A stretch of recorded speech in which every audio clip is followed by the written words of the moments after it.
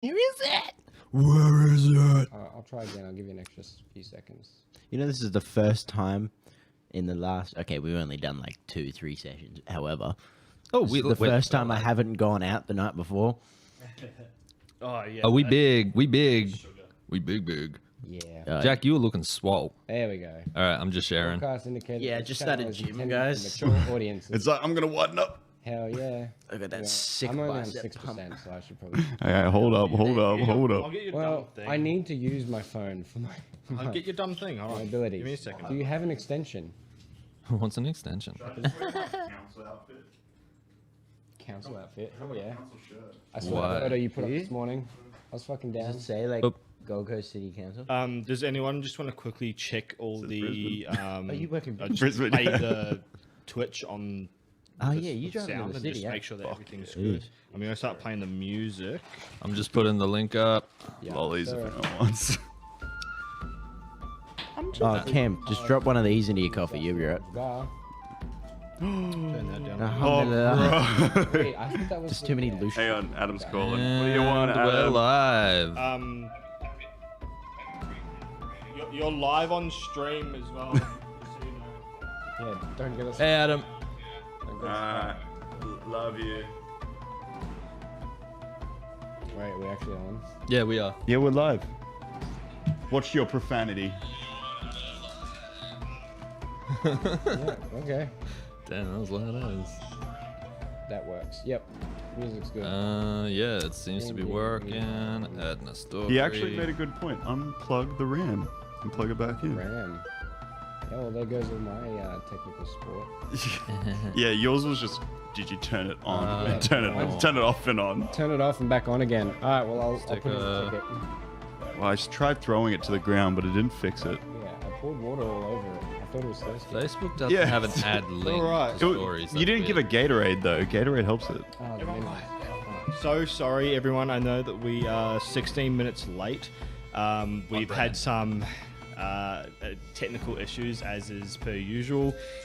Our computer basically died, so we've had to quickly suss out a new computer, which we've got. We're here now, so we're going to be able to do the session. Everything's fine.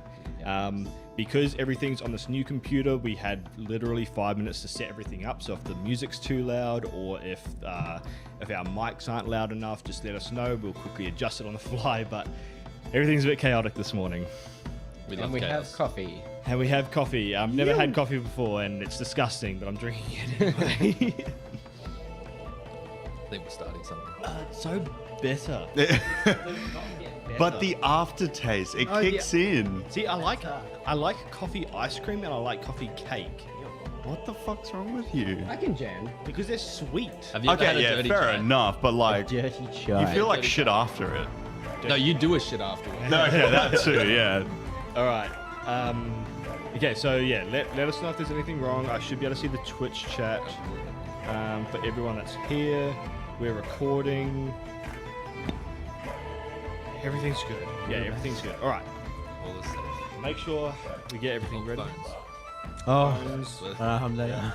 My phone is silenced, but alarms do not silence. So I'm sorry. I'm trying my best. It literally is free to undo your alarms. Do you have an alarm that says, when do we level up?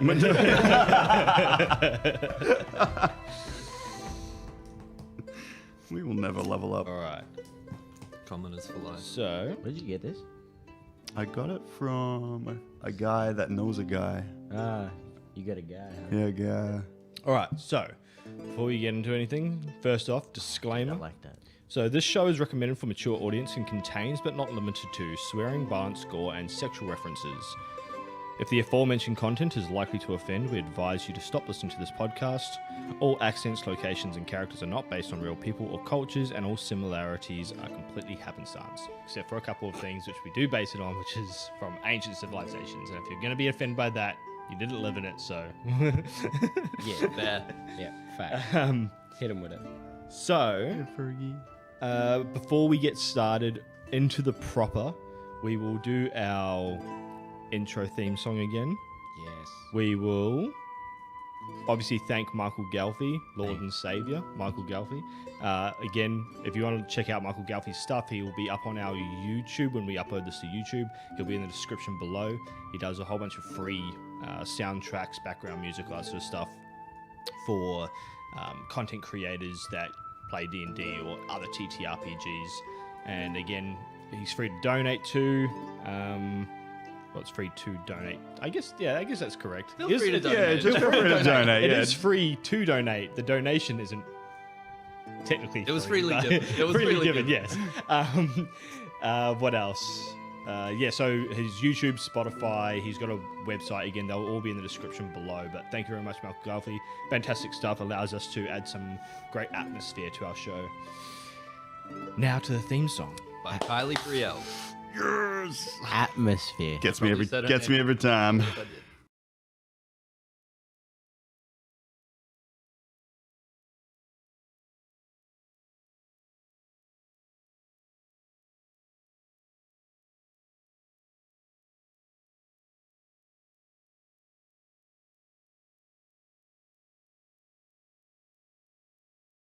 Run the risk, roll your dice, defy the odds, don't think twice.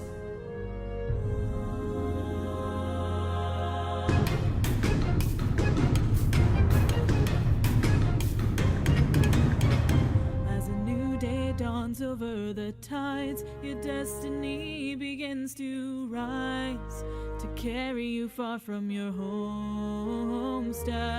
The world is wider than you knew, growing ever greater in your view. Are you prepared to face the challenge ahead? Drawing near, a whispering fear. With the darkness crawling close, can you tell friends apart from foes? Each trial you overcome will make you strong. The choice is yours alone to make, a chance to change the winds of fate. Will you withdraw or will you carry on? The hopeful skies gray before your eyes. Shadows surrounding, a black roaring threat to shroud all you love in night. Your allies stand together by your side. Can you save what you hold dear? Will you be the light?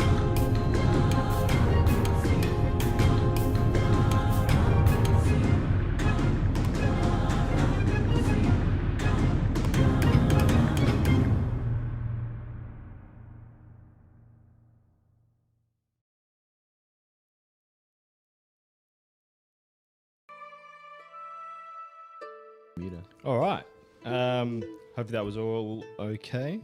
Fantastic work by Kylee Brielle, who we commissioned to do that wonderful theme song, and who we will most likely be commissioning in the future as well. Absolutely. Oh, yeah.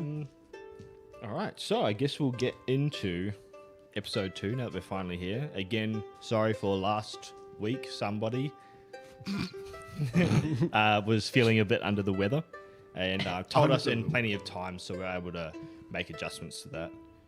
But Why are you blaming him so much? Just put so much onto it. Shade. No. All 3 of our viewers now know. Daniel decided to message us at, what was it, 12:30 midnight on Saturday morning, and decided to tell us that he was sick. So And I only got the message at 5:30 while I was at the door. that's okay. We're doing back-to-back episodes, so we're going to obviously do this session. Then next session we're going to have our regular planned session. Then we'll be back on track if that's okay with everyone. So next week, you mean? So next week, Yeah. next week we'll do Saturday like we were meant to for the fortnightly, and then we'll get back into the rhythm. Can we push it to the following Saturday, 20 years 20 later? years. Yeah, we're nothing but 20 You can years be of gameplay. you can be level -1. Okay, sweet. Imagine if we did a session every 20 years. Oh, 20 years. that has to be one hell of a good session. I'm not gonna lie. We'd have Yeah, the three session, sessions. The session goes for a 1 month straight, but it's every 20. Alright, we're gonna take a long rest and just sleep. Yeah, that's how you use your long service leave, guys. All right, so we'll get into it. In the previous episode, we saw the beginning of our characters' stories. Waking up, slightly hungover, the 4 friends were up for a big day ahead. They were tasked to go and hunt some kangaroos for the feast that night. Other than running into a giant cassowary on the way, which they didn't seem to provoke, the venture went off without a hitch. The party made their way back towards town, where they then helped with the final preparations of the feast. 2 ships were currently docked at the seaside town, Nostos's Wind and the Impolite Emu. These were standard merchant vessels, travelling on their way to the Siadarin capital of Grenford. Also in the town were a few hillmen and lunar elves selling or trading their wares with the merchant ships. During the festivities, a disgruntled sailor was overheard talking about a missed delivery and that no one was there. After being quickly hushed by his colleagues, Oscar went to investigate. After a brief conversation with a sailor named Pol Olgrenford, Oscar learnt that the seas below the Great Plains to the west and lands in Diadis were becoming slowly more hostile. Some ships had gone missing, and they have been hearing reports from further inland that small villages have gone missing as well. Without prying too far, Oscar went back to his friends. At the end of the night, Zios started his long walk home. Being the eldest child meant that he tended to the animals at daybreak. Ender and Matthias, along with Sophia and Isra, the daughters of the fisherman's daughter, Tavern, went back to Ender's house for the night. Nothing. No, take your minds out of the gutter. Nothing happened. Oh boy, my mind never left. Wait, you guys have mines? I only have gutters. I was born in it, molded by it. Oscar, however, went to see his friends, the shipwright triplets. He shared information about a missed delivery and how those items were most likely still on board the Nostos's Wind. The shipwrights were more than happy to partake in the antics, and together with Oscar climbed aboard the ship, where they found a few larger boxes and 3 smaller parcels, destined for Blacksand, a town situated along the Great Southern Coast, to the west of Traders Cove. Nabbing the boxes, the crew headed back to the shipwright's cabin along the beach south of the dock, where they opened their loot and crashed for the night. The morning came quick, and all but Zio awoke just before daybreak to the sound of the town bell being rung, signaling an approaching ship. So before we get started, we'll go do our character introductions. So first off, we have Ender. Oh yeah, wait, was sound all good? That you guys when you guys Should find on my phone, yeah. Hi, my name is Alex. I play Endor Drassic, who is a normal, average human being. Currently, how much of a description would you like me to provide? Just what you're wearing, like the usual clothes, what you look like. I hate it when obviously it's very early morning, so yeah, you probably got bed here, but well, I wasn't really prepared to mention all this, so I really hate you.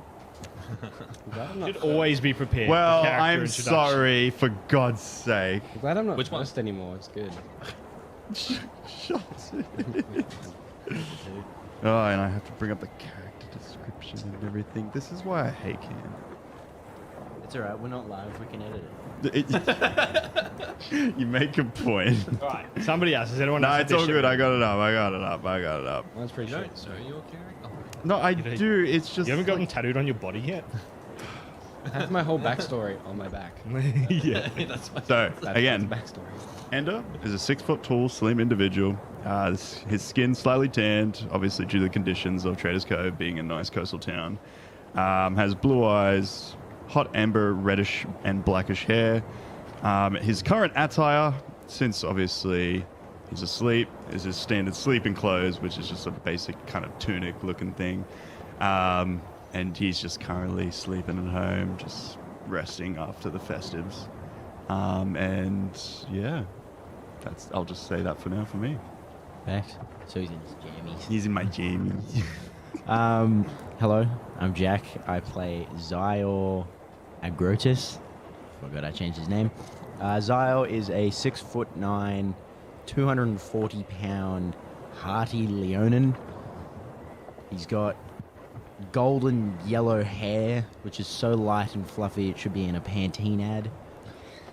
His actual fur is like almost white, sort of a pale, and it's always short and combed.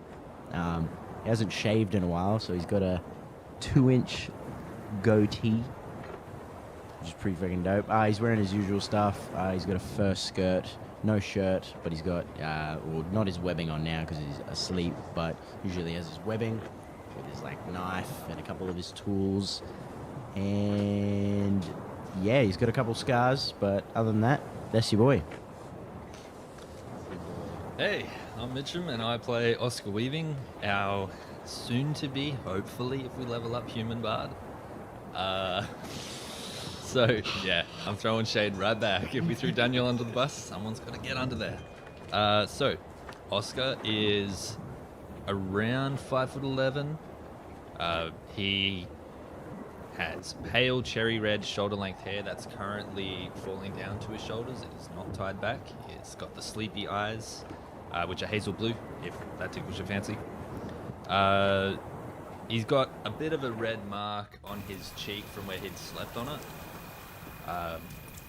He's currently dressed in his white tunic, his long white trousers that fade to a thistle purple at the ends, and he's also wearing a brown hood that has 4 pockets sewn into the sides, 2 on each, obvious. And he is holding his sandals in his hand as he is yawning and walking back to, I assume, Ender's house. You weren't invited. Oscar just goes up. Goes as he pleases. So you were already on your way when the town bells began to run? Yeah. Okay, interesting. Hi, I'm Daniel. Did you not yawn like you're going to eat the mic? My bad. Brother's sitting there going, Look at someone else, man. It's not even my turn. go ahead. Hi, I'm Daniel. I play Matthias Terulius Septimus Yassir Al-Jabbar. Oh my god. Sir. Sir. Sorry, can you say that again? I forgot. Matthias Terulius Septimus Yassir Al-Jabbar. Talking to your mic. Okay, yes, Dad. Yeah, don't eat it. You dirty dog. Apparently we're not allowed. Not in a... So Matthias is wearing the exact same clothes from yesterday. Obviously, it doesn't change too often. And he's just taken off the apron. So that's how he sleeps and getting his jammies, is apron on, apron off. He's got those lines on his face from a damn good sleep. And he has just awoken to the bells of the ship oncoming. Hair is still frazzled because it was never kept. So before we get into Combat. before we roll for initiative now, I'm just going to say for you, Zyor, to make things a little bit easier and obviously to not keep you out of the story too long, I'm going to say that you usually rise sort of like a natural alarm clock, just from years and years and years of doing it. You naturally rise probably close to an hour before dawn every morning to obviously feed the animals, look after the house, get everything ready for the day ahead, so that you know that when you leave the house to go do your duties at the fisherman's daughter, your mum and your sister aren't taking you on all the household chores. So I'm going to say that you're probably already up. Again, you probably haven't had a lot of sleep. You're a little bit tired, but other than that, sort of just doing it's just any other day. I don't like that. Any other day. So am I like on my way to the squad? You'd be probably on your way, yeah. So you'd probably be so when the town bell rings, it's probably about half an hour to 15 minutes before dawn. You can sort of see the faint light on the east, because obviously you're on the east coast of the Siadarin Empire. You can sort of see the light starting to just come over the horizon. However, let's get the setting down pat. So it's currently the second day of thermo at around 0500, about 5 o'clock in the morning. The cycle is obviously 10:28 of the first stage. There's a fresh breeze blowing in to the northeast. Sorry, not northeast, the northwest. There's cloud cover.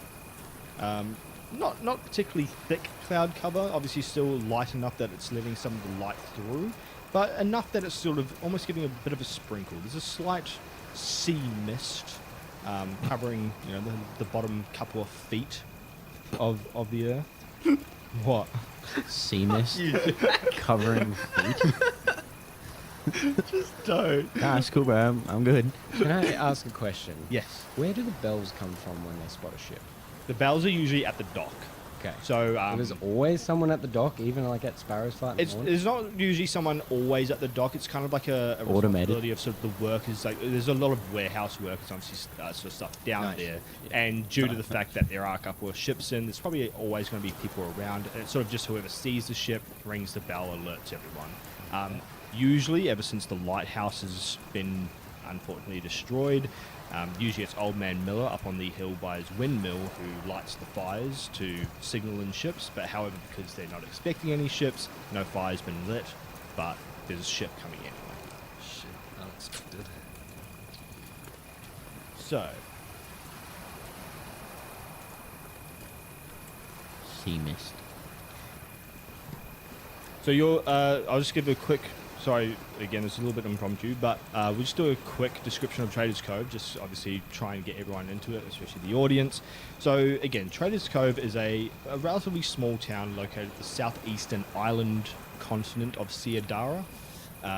It has a few most of the buildings is covered in clay to protect it from the ocean breeze. Most roofs are sort of thatch, however, some of the like the mayor's house, the fisherman's daughter, and the sleeping sailor inn have tile roofs. It's not exactly a wealthy town, but they do all right, and most of their money is made from the trade from the hillmen from Dragontooth Ridge and the elves coming in to trade their wares with either the locals or with passing merchant ships. Merchant ships coming in obviously bring a lot of income and revenue because they like to drink and eat after a long time at sea, and that is what Traders Cove is sort of known for. This morning's obviously a little bit a little bit wet. Still pretty dark, early hours in the morning. It's a little bit chilly. You'd probably want to put on a jacket if you went outside, but it's not unbearable. You wouldn't go out and freeze. You all awaken to hearing the town bell being rung, the dock bell being rung.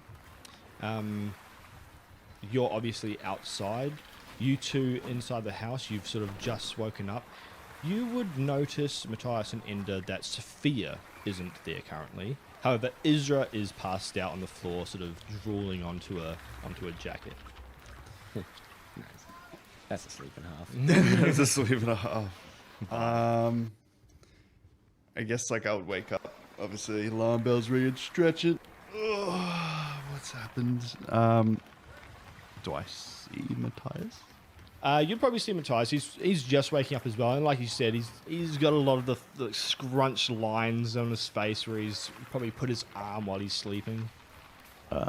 Okay. Well, is he do I see him waking up? Like, was he moving? Yeah. Okay. Like I am right now, I'm just doing a quick old stretch. And you just hear a constant ding, ding, ding, ding in the background. In this instance, I don't think it was going to be waking up how lazy she is. I'm going to just pick her up and put her on my bed and Okay. just kind of cover her. And then I'll just go to Matthias. And be like, good morning. yeah, morning. Oh shit, are those the ship bells? Yeah, Oh fuck. Rub my eyes. we're Get not up. we're not expecting a delivery, are we? I don't know, but I gotta go. Shit. Okay, well, I'll catch you there. Wipe my eyes. grab my apron. Do the bells like signify just a ship coming in, or is it like? They've never been used to signify anything else. Okay, fair enough. Well, It's usually just a warning to obviously get everything ready, make room, make sure that everyone's aware that there is something coming in. okay. Well, I'll let him leave for the time being. I guess I'll just start cleaning around the house because obviously we had a bit of festive time at the house. And yeah, by the time that's done, I'll slowly start heading to, the docks. All right. It's Matthias. You're obviously heading to your home to get back Back up your home. supplies. Yeah. To join the parents, light the forge, whatever we got to do, get the new visitors ready, and Sweet. make a buck. You're obviously you're moving up to Ender's house. Yeah, well, I think I'd head that way because that's where my friend said that they're Okay. going to go. So, Oscar, while you're walking, because you're at the Shipwright Brothers' house or workshop, you're sort of heading north. You kind of have to head north to the docks and then west up the hill to get to Ender's house. So, heading north, you probably would be probably halfway up the slopes, let's say, heading to the city main, and that's when you begin to hear the ship bell. Turning around, I assume you want to Yeah. have a look. Absolutely. No, he just does not give a The shit. ship only signifies, the bells only signify a ship's approach. I'm going to have a look. I'm going to turn around. What do I see? Do I see a boat? So what you see is, looking out at the Trader's Cove, it's quite a half moon type shape. It's very enclosed, and again, because of how it's sort of naturally reformed into this cove area, the waves are obviously a lot nicer, and hence why it's such a good place for parking up your rig, your ride, your Pull up in the whip. your whip. Your water vessels. Yeah. What you see on the very far right-hand side and the very far left-hand side, obviously the cliffs sort of raise up, and it stops being a beach and more just sort of jagged cliffs as you go further. You see on the...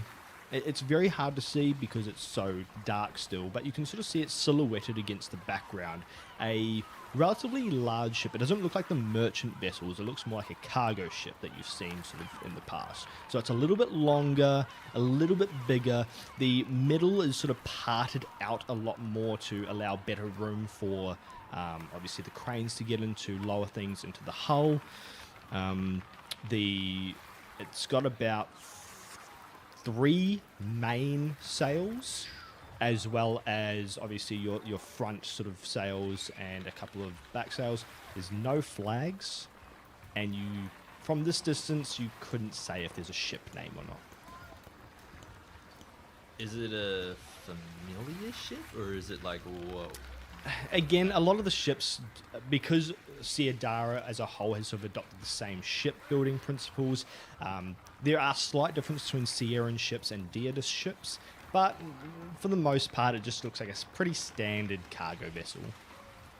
Alright, I look over to it, I take all that information in with my quick glance, and I look down at my feet, which are bare as I'm holding my sandals, and I sigh, put them on. And then I guess I redirect myself to head towards the Fisherman Daughters Tavern. Okay. Because I would assume if there's a ship's approach that workers will probably be needed, and I may as well put my hand up to volunteer for some coin. And I trudge over to the tavern. Alright. Heading over to the tavern. We'll continue on with this. So heading over to the tavern, you walk in, you see the Fletchers running around doing their usual sort of stuff. You do see Sophia Fletcher out the back. She's sort of got an apron on. She's got a little bit of flour on her. She's obviously starting to get the breakfast all sorts of ready. Oscar's eyes go from sleepy to wide awake. But yeah, Sophia's usually up very early in the morning. She's almost taken on, although her mother is next in line to take the ownership from her grandmother, who I have the names from somewhere. Yeah, she's started taking up pretty much a very maternal role, like all her mothers have, like her mother and her mother have done before. She sort of sees you walk in, she gives you a smile and a bit of a wave before getting back into sort of kneading her dough. I try to be as cool as possible, but because my sandals are like half on, it's like one of those awkward you know, hey, how you doing? And you're like grabbing your foot and trying to put it on properly. Yeah. In the tavern, you see not a lot of other people. A couple of the lunar elves are already in. They're sitting at a table by themselves, as well as one of the hillmen from the night before, a goblin. So, just at a glance, for the sake of our audience, what are these lunar elves? So one of the lunar elves is male, the other is female. Again, very, very light-skinned compared to this part of the empire. Usually, people are quite, at the very least in this area, very tanned. At the very least, thinking Middle Eastern or almost like Indian in coloration.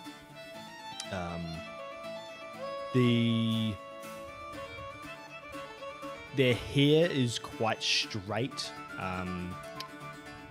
Both of their hair is black, very pitch black. And again, you can sort of see how they get their name from, as their skin's very pale, hair's very black, much like the moon, lunar in the sky. They're wearing very light garb. They don't look like they're dressed for the weather, considering it is a little bit chilly outside.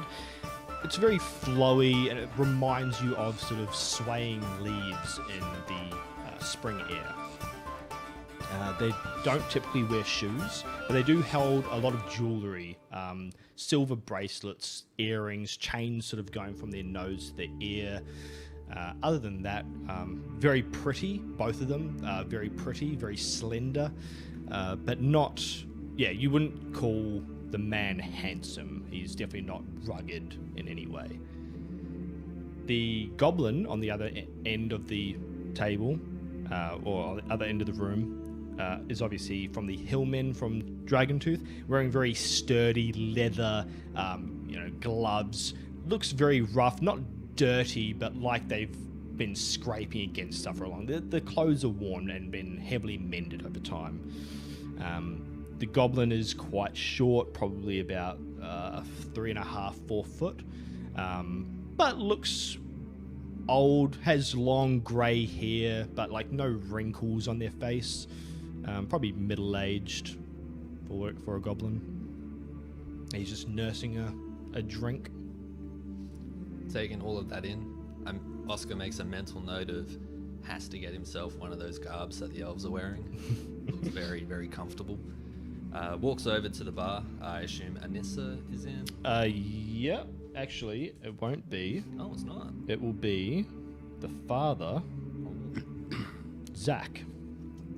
So Your dad-in-law. You do see Zach. He's sort of not exactly pouring drinks or anything, but he's polishing a few mugs, wiping the table, making sure everything's relatively clean. The bar.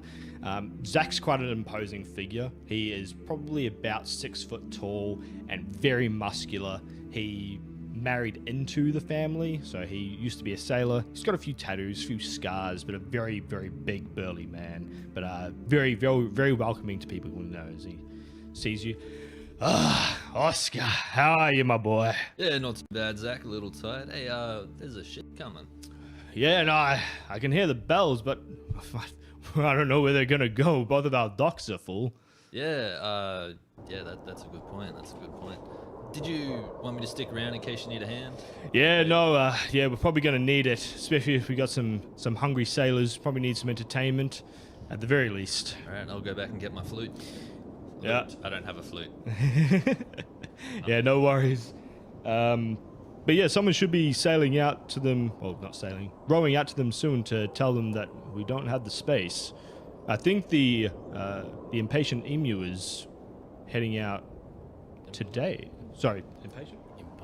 Impolite. The impolite emu. The impolite emu is impatient. The impolite emu. Cool names. The impolite emu is, I think, heading out today. So maybe later this afternoon they should be able to dock. Cool. I'll go grab my musical instruments. Might make a quick buck. I'm gonna duck off and do that. Sweet. All right, we'll go to you two. So you heading outside, bells have sort of just been ringing. Again, if you want to look over, you would see much the same. However, because you're not really attentive to those sorts of things anyway, you've probably just seen a ship in the distance. I have no interest in It's right not in front of me, really. Yeah, it's not too important to you. It's not mechanical. It doesn't require tools. It doesn't really bother you. Yeah, not my problem.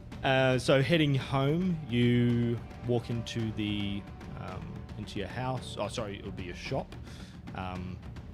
Shop is empty. Parents aren't there. Standard. Forge is quiet.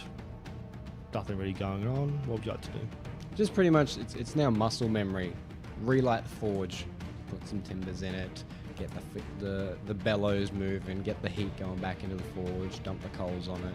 Just standard while I'm potting around my house, changing from my last night's clothes into the same identical clothes, but that are cleaner today, and don my apron.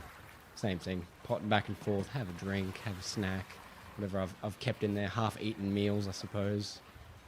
The forge, I would assume at this point, is now lit, and at least to the point where my old man Septimus can come in and tend to the fires and get to work straight away. And not be furious. At Yeah, and not be smacking. And that's essentially my morning routine. Cool. As soon as the bells are rung. Yep. Nothing too flash. Zyor, you will be probably walking back. You're probably not too far out of town. You can see the main houses and that sort of stuff in the distance. Probably about another 500-600 meters away from you. Sweet. I am meant to be using feet. What's that? 1,500 feet, roughly. I think I just times it by 3 and it's close enough. What the hell is a kilometer? That's what Google says. So at this point, you probably will be able to hear the town bell going off. You obviously are sort of underneath the horizon, so you wouldn't be able to see anything, but you can hear, which again, up to you whether or not you find that odd or not. Man, I don't really have any need to go onto the ships and stuff, so I assume I'll probably just hit up the tavern or something. No, just something to do. See if they need a hand. Yep. And Endo, is there anything you'd like to do? Ezra's still asleep. Yeah, no, I'll leave her at my place. So I've just packed up a bit of the place, cleaned up. Bucket of water. Yeah. So pretty much cleaned up the place. I'll leave her to sleep at mine for a bit, and then I'll probably meet her at the tavern later. But for now, I'm gonna grab my bag and just get all my cooking utensils, and I'm gonna actually, slowly head towards the fisherman daughter. Okay. And yeah, I'm gonna see if they need a hand with just doing a bit of cooking. What intervals is the bell being rung? Is it like you do X amount of rings, or 6 rings means this, 5 means question. this, or is it? Again, because there's sort of nothing else that the bell is rung for, it probably is rung in like intervals of like 10. So like ding, ding, ding, ding, ding, ding, up to 10, and then sort of like a bit of a break, probably a minute, couple of minutes, and then rung again. Yeah, just enough to let people know, like, I haven't woken you yet. I'm gonna do it again. Yep. I'll do it maybe 2 more times, and then that kind of thing. And it could sometimes also be useful to tell the ship that they are aware that they are arriving as well. It's like an alarm that you hit snooze on all the time and it keeps coming back. Yeah, exactly. But this time you can't turn it off unless you kill someone. Actually, what will happen is as I step outside the door to go to the fisherman daughter, I look into my bag and I realize that I still have some food left over, and I know how much Grace and Jason and Mason enjoy the leftover foods that I have for them. Okay. I'm just going to head to the docks and just deliver that quickly, and then I'll head over to the fisherman to see how it all turns out. So just like head to the docks. If things, I guess, like, as the ship's coming close, I'll ask a few questions as well. Okay. Otherwise, I'm happy to just give the food and just head straight to the fisherman's. I mean, if you want to go visit the Shipwright Brothers, that's fine. I mean, from where you are, it's probably about a 300-meter walk. It's not too far. Yeah, but, not too far. Yeah. You do have to sort of walk past the docks and south to get to them, which you can. Yeah. Want to? All good. Yeah, I'm happy to do that. Yep. You might come across me on the way. Yeah. So, heading outside. Yeah, I've done my Yeah. morning shit. I'm You're ready. sort of at this point. You're getting up to about not exactly into Traders Cove Main, but you're probably sort of going up on a bit of a rise where you can now see over the cove. You can't see the docks, but you can sort of see out into the ocean. You do now see the ship incoming. A little bit closer now. It's probably about You're trying not to smile. Yeah, I know. I can see it. Just waiting for a fucking cannon to go off. No. You know, gunpowder's not available in this universe yet. So I'm gonna roll Gunpowder? perception on that ship because you said that we can't see a name yet. Okay. It's a 12.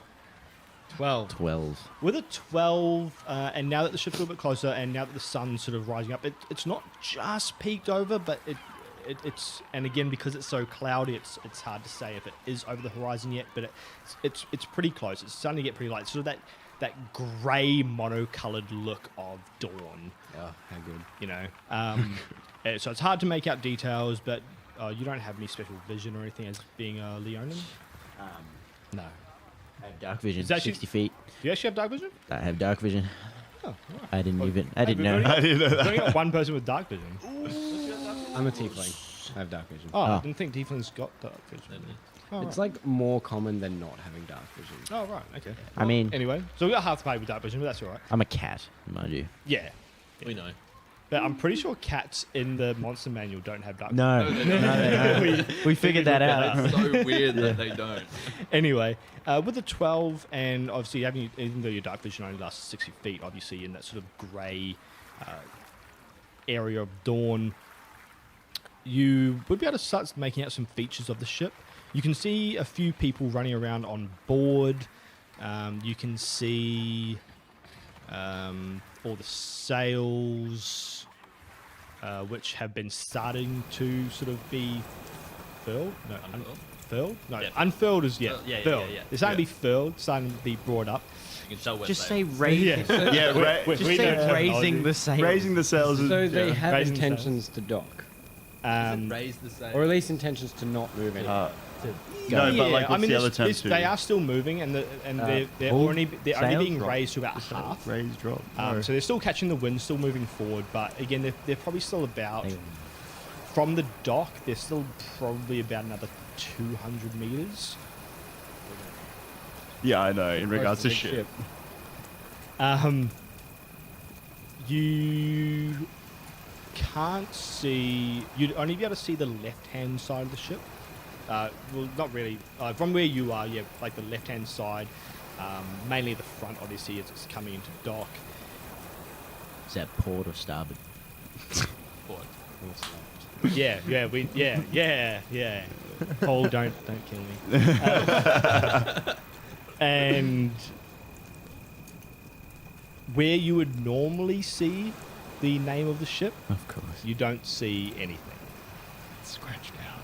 It's not scratched out. There's just paint. It's censored. It's just It's censored. Well, like obviously the whole hull is. Ah. Oh, actually, that's a good point. The whole hull is painted. It's painted a grayish blue. I was picturing a red ship until you said grey. Damn. No, grayish. Honestly, the sails like the- How imagination works. Yeah, exactly. You don't describe something. until it's What not- color are the sails? The sails are white. Okay. Standard white sail. Not exactly like they've white. got It's money- sort of like that sun-bleached, creamy. And- Money to paint the ship, but not enough to get nice sails. Got it. I see where we're sitting. I mean, you know, Well, from what you've seen from most cargo ships, they all look very similar. None of them are exactly fancy. You don't really have a express postage when it comes to cargo ships. Australian Oz Post does not exist. Is it like a Colorbond grey? Caliban grey. It is very similar. A little bit darker. A little bit darker. Fair enough. So no flag. No flag still. No flag. Usually the flag's obviously That's hostile. That's hostile. Usually there's a flag at the back of the ship as well as at the very top of the mast where the crow's nest is. Is there anyone in the crow's nest? Yes, there is. There is someone in the crow's How many feet? nest. They had 2 feet. No. You've been waiting for that. You've been waiting. How many for that. feet away? From you, Yeah. They said like 200 meters. It was well, like you're 50 about before. you're about 200 meters from the dock, and then it's about 200 meters there, so 1,200 feet. It's a centipede. I could make that. I can make that. You can make it back. So, would you like to do anything else, or you just head into the? Man, yeah, I'll just head down to the Tavon. No, stop smiling, you piece of shit. Beware the smiling deer. We are spending a lot of time on the ship, so I need to know, is it common to not have flags, common to not have a name? You would definitely know that it's not common Okay. to either sail a flag. Usually there's at least the flag of Siadara on there. So the flag of Siadara is usually at the mast, and then the flag of whichever country of origin, either Sierra or Diadis, is flown at the back. Copy. And that's common. That is common. Does it look like it's been... Very uncommonly, they'll just have, instead of the country flag, they'll also have a company flag. So the company flag is usually set up just whatever organisation they're from, if Star they don't Trek. represent or aren't part of a particular country. You've never seen any official military ships other than the taxman that usually comes, and they usually fly all three flags. Oh, did you bet they were going to fly? I was like, oh, it must be nice. They're on their ships. So we're all heading toward at the tavern, I assume. I'm getting my... The Star of David. The Star of Death. Just message say the feet joke was a good one. I'm glad you appreciate it, David, because we hate You it. said the Star of David? Star of David. Oh, I think that must be Adam. Oh, right. Does it look like it's been into any conflict with bandits? Any conflict? Just does it look worn out for a reason for it to not have a flag? It looks aged.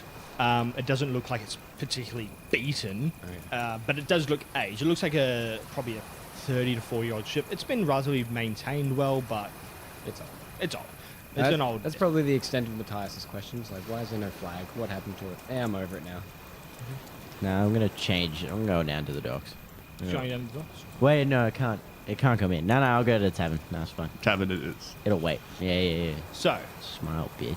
as you head down to the shipwright's cabin, you can see one of the shipwright triplets outside, sitting down on an upturned raft, having a pipe, having a bit of a smoke. You can hear a little bit of rummaging around. There's some lights coming in from the cabin, the workshop. Other than that, you don't see much else. I'll just wave to him like, "Hey, Grayson," and then like if he doesn't turn around, "Mason," and if he doesn't turn around, I go, "Jason." Roll a d20. Got a 15. 15. You got it right the first time. So I guess like when the first name I call out, he turns around. I'm like, Grayson, I brought treats if you want them. I got leftovers from last night. Do I look like a wombat to you? I mean, like, if you want them. I mean, of course, I'm not a child. Bring them over here. You didn't have to say it like that. I head down there and like obviously I start pulling them out, and it's like some nice, like, really good wombat jerky that we just had for 3 days. Really nice. It's really nice. It's I nice made whatever it. it is. It's awesome, nice and tender, and it's just chewy as hell. He trades you over the pipe, and he lets you hold the pipe. You can smoke it if you don't, or not. Grayson, we talked about this. The crap that you put in this, I don't know what it is, but it gave me the biggest headache. So I'll hold it. But yeah, here, have some food. Where are your brothers? Oh, they're inside, just getting ready for the ship to come. Hey, it's getting pretty close, don't you think? It's not going to be able to dock. Yeah. Is it slowing down by chance? It is slowing down, Okay. Thank God. Okay. That's a good question. but That's it's a about good question. 150 meters out now. Okay. I like look at Grayson. Have you seen a ship that big before ever dock? Because usually there's a bit of a limit when it comes to ships like that docking. I mean, in usually we only Tradesco. have two, but I mean, we've had ships a little bit bigger. A few years ago now, if I remember correctly. They're not often, but Tell me about that ship a few years ago. Like, I'm just kind of curious because, yeah, cargo of that hull must have a lot of things that we haven't probably seen. well, I mean, usually they don't pick up too much because they usually fill up over in Theodis or at Grenford. But Okay. yeah, Well, listen, Grayson, I obviously don't eat them all, the food. Give it to your brothers. Just let me know if there's any trouble, if you ever need anything. I'll be just heading to the tavern to meet up with or was that you? No. Okay, I was, That's just me checking I myself. was like the DM. Sorry. That's Grayson going, greeting like a child. Yes, Really Grayson. over there. No, I'll be heading to the tavern. Obviously, probably come down there if you want a bit more of a bite. This is just a bit of like breakfast, early breakfast for you and the brothers. Also, has Oscar come by any chance? Because I believe he was coming to the docks to see you last night, or he just kind of didn't really want to come. So Sort of gives you the side eye and says, "Have you not seen him this morning?" no, I was sleeping with Matthias and no. Hey, whatever you want, it's what you get. Good for you, Ender. Good for you. I'm not gonna really argue, but again, so yes, no, I haven't seen him, but have you seen him? He was here this morning. Yes, we saw him last night. He crashed here the night. Okay. And he headed off. Oh, not too long ago, actually. Okay, no worries. Well, that's all good. Well, I'll see where I can find him. And then, yeah, hopefully the ship.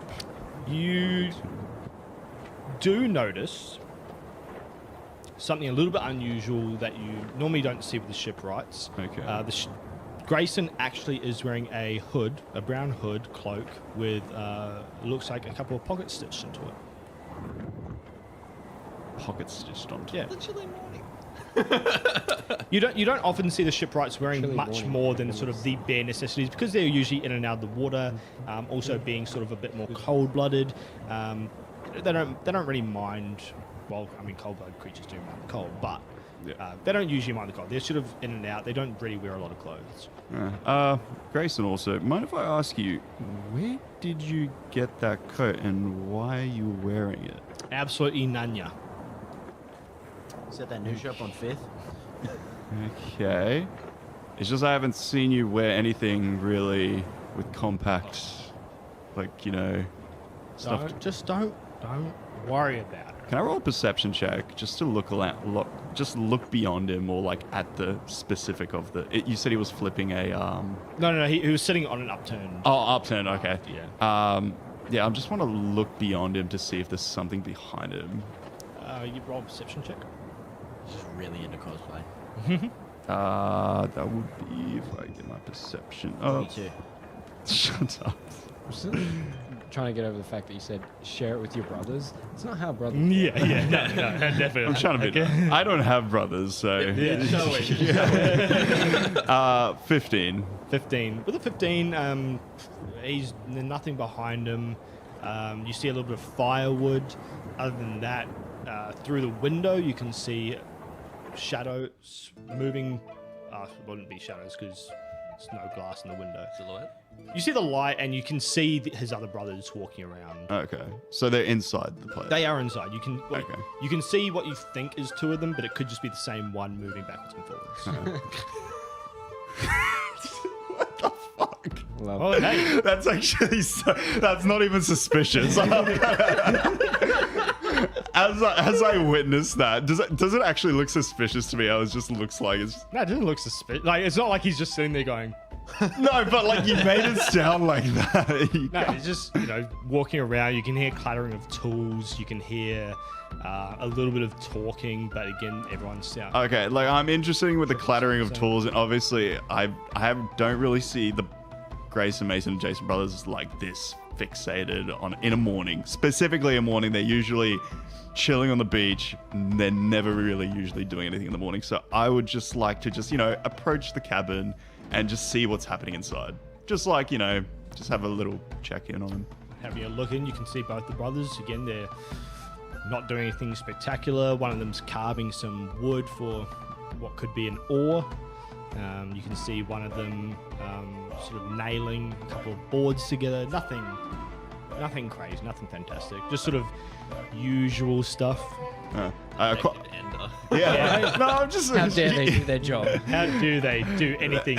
What do the shipwright brothers think they're doing? Writing ships.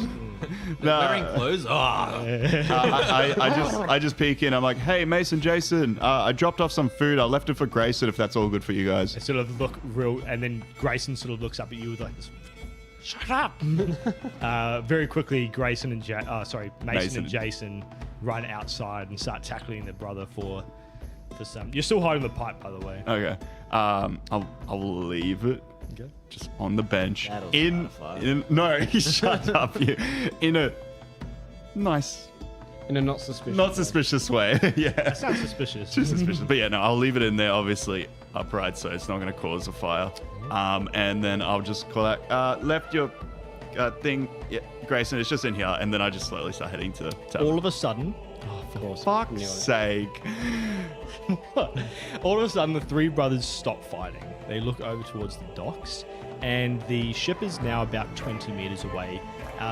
So if you imagine the docks, Jesus. again, they've got stone bases, and then coming up is the wooden pier on either side. Yep. You then have a ship on this side, which was the Impolite Emu, and then you have a ship on this side, which is the Nostos's Wind.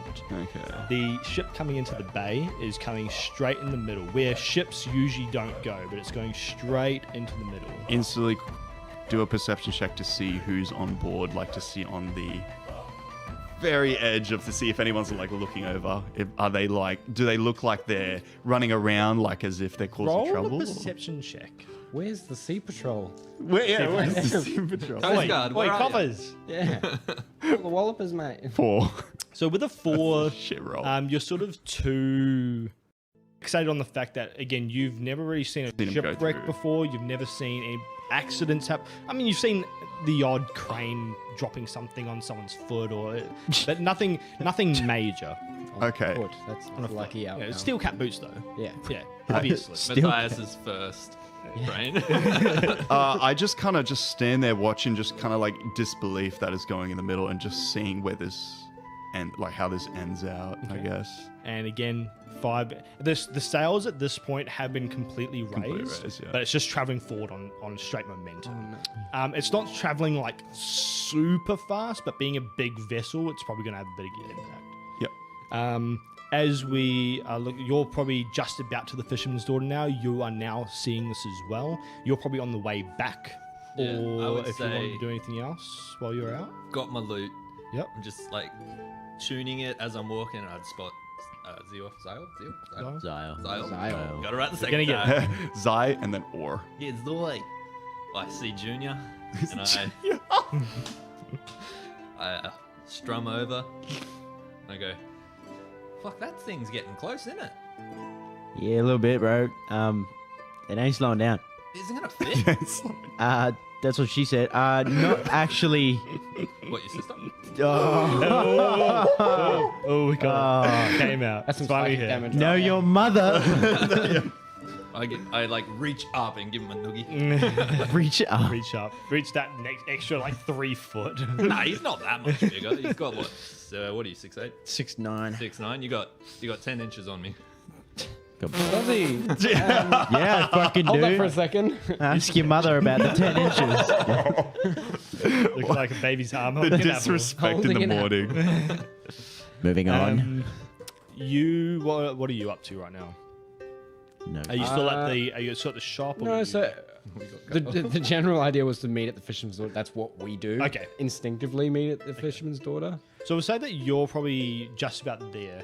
You're looking over from. So I'll say that you're at the Fisherman's Daughter. You're sort of at the. And again, the Fisherman's Daughter is probably about 50 or 150 feet away from like the main dock area. I wouldn't notice the ship. You would definitely notice, even in your tired state. My concerns would be not of the ship crashing or the safety of the ship, but how expensive and time consuming fixing this stuff is going to be. No, that is a fair point. That is a fair point. That's what's going through my head and going, Yeah. fuck. You'd also shipwreck probably be bros. worried really quite a bit about the cranes that you've spent Ooh, so yes. much time trying to. Crane version 2.0. Yeah, with yeah. The anti-drop technology. I'm worried about the repairs that the Shipwright brothers are going to have to call upon me. Yeah. And it's going to take me away from my projects. And I'm just like stressing about Yeah, that. that's a fair point. That's a fair point. So as you are all now in some place or another, now watching, the ship goes from, what was that, 60 feet to 40 feet. No slowing down. 10 feet. No anchors are dropping. He said there were anchors people dropping. running on the ship. Where you two are, roll a perception check. Alrighty. Infect. Well, you did. You did say it to me when I rolled it. Yeah, no, yeah. I'll do it again. Oh, you want 15. Cheers, mate. I got a 21. 21, all right. So, what you both see is no longer anybody running around. There's now a lot of people sort of at the sides of the ship, and they're all sort they're of holding bracing. on, bracing for impact. Worst fucking captain ever. What you can see, since you got a 21, what you can see is obviously where the helmsman with the big wheel. Somebody's going to shoot me for my terminology. The big wheel. So where the helmsman is and where the captain usually stands to the side of to obviously captain the vessel, you can see what looks to be a relatively regular, and from this distance, yeah, the light's coming up. Okay, from this distance you can see, you can't make out facial features, you can't make out any details, for instance. You can see sort of a man sort of standing there like this. He's got one hand on a railing, ready for impact. He doesn't look too He's too crashed braced. before. He is ready. You can see he looks to be wearing relatively usual clothes that you'd see people wearing on board a ship. You can see he's wearing a very broad-brimmed hat, but you can't see any details. On the other side of the helmsman, you can see a man. Yeah, you've a said person. it. You said You it. can see a person who is standing there looking like he's holding some sort of staff, maybe. Again, from this distance, you probably can't make out the details, but you can see the sharp, jagged edges of what looks to be armor. Other than that, you can't see any other details. I stop giving the noogie to Ziowa, and I go, they're gonna fucking crash. Yep. Just as you say that, you hear as the ship forces its way into this dock. You can hear this unnatural creaking and breaking and splintering of the dock boards as the ship wedges its way in, pushing the other ships out. It's wide enough that it's sort of crushing the walkway and the pier on either side, as well as pushing out the other ships. It doesn't look like it's particularly damaging the other ships, but it is sort of forcing them apart. That was overtly sexual. Yeah. Yeah. I can hear Matthias crying like, oh, the repairs.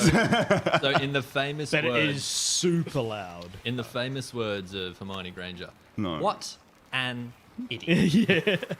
I'm going to run down there You want to run down there? and get I guess, As like, am I. yeah, I feel like the Customs Mason, and Grayson, Border Jason Patrol. triplets are going to also be running down there to just help out. Yep. Yeah, I would imagine that they would too. Yeah. Again, you wouldn't see this. You've never seen anything like this before. So everyone's sort of hands on deck. Everyone's very helpful. Yep. Like usual, whenever a ship usually comes into dock anyway. Yeah, I'll probably do the same. Just go there to just help out where I can. So I'll just follow the brothers as well. Okay. I want to keep an eye out for the ship's captains of the Nostos's Wind and the Impolite Emu, solely because I get the impression they're going to be pissed and it's going to be entertaining. Okay. Matthias, since you're down there and you'll be the first one to see all this, as you see the ship crashing into the dock, you, what's your immediate thought? Disgust. I'm like, okay, immediate thought, shit, this thing's gonna crash. Fuck, now I'm gonna have to fix all this stuff. Holy shit, then I can't finish anything. And then, bang, crash, everything happens. Boats get pushed away, dock is shredded. I drop to my knees and I'm like, I don't have the tools for this. Community. Just Shredded dock, fan art. straight up. Shredded dock. It's a range of emotions. I'm sad. Now I'm angry. Now I'm fucking furious at this captain. And I'm just going to storm down there. And I'm going to attempt, in my mind, to try and get to the boat and give the captain a fucking mouthful of... It's not even my dock. I just know that I'm going to be involved fixing this. Bro, you're going to get a bag if they like hire you. Like, Yeah. fixing- So I'm pissed. You know, this scrawny motherfucker's just going to go up and give a mouthful to... Holding all your tools. Fucking oath I do. With your mini trebuchet, it's just... Oh, yeah, I'm pulling out the... listen here, fucker. Okay, so as you start moving over, there's, again, not everybody is up in Trader's Cove. The bell is now silent. There's still Bell's gone. There's Ship's still not the coming. creaking of wood and debris. The ship has stopped moving. It's Has it no at least lo- dropped its anchors? not that you can hear. It's usually not that you can hear. The ship has stopped for now. It's sort of in place, and it's now being sort of hugged on either side by the other two ships. You can't hear any. As you get up closer, again, not everyone's awake in Trader's Cove yet, and not everyone has come. Again, you're pretty much the first person there with about 15 other people. And as soon as the ship stops moving, very quickly, about 10 people jump off either side onto the ships below, which they quickly start spreading out.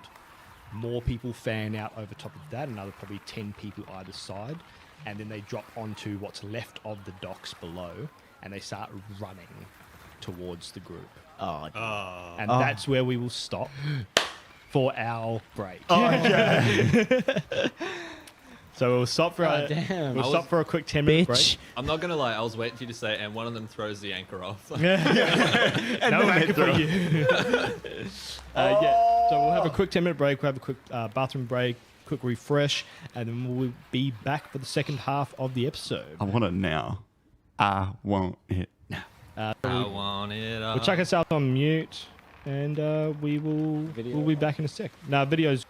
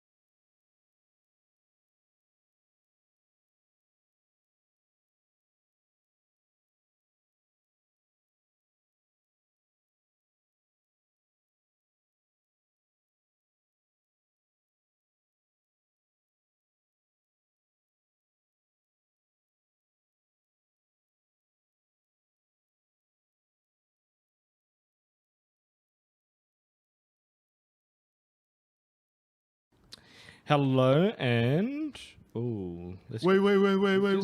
let's get some music up on here.